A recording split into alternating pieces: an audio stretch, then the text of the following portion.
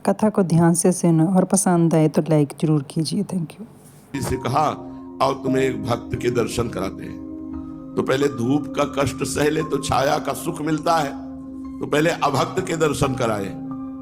वो चारपाई में बैठे सुपारी कतर रात खा, खूब गाय भैंस जमींदार आदमी गए, कहा राधे श्याम भाई 100 ग्राम दूध मिलेगा क्या? ठाकुर जी शालिग्राम भगवान को स्नान कराना है।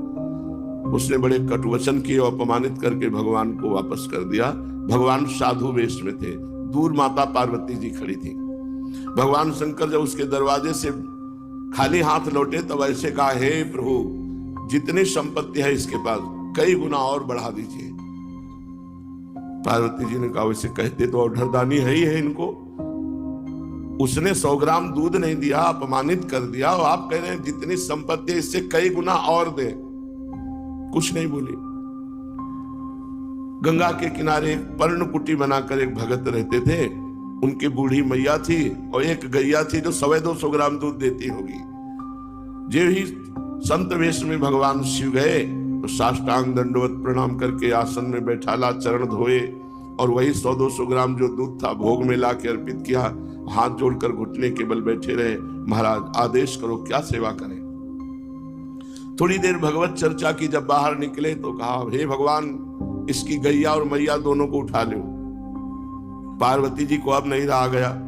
उन्होंने कहा कि देखो हम आपका कभी विरोध नहीं करते, लेकिन हम आपसे जानना चाहते हैं कि जिसने आपको कुछ नहीं दिया और अपमानित किया उसके लिए तो भगवान से आपने कहा कि कई गुना संपत्ति बढ़ जाए, वो भी हमें समझ में नहीं आया था।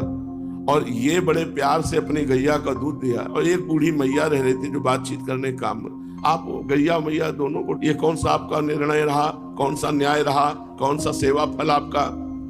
तो पार्वती जी का तुम समझी नहीं, इतने धन में तो वो हमको अपमानित कर दिया, और जब कई गुना धन बढ़ेगा तो और अहंकार बढ़ेगा और ये नरक जाएगा। और इसका कुछ समय गैया में जाता था, कुछ समय मैया में जाता था। गैया मैया दोनों धनंजय अखंड भजन करके भगवान को प्राप्त हो जाएगा। अगर महाराज जी की कथा आपको पसंद आई हो तो चैनल को सब्सक्राइब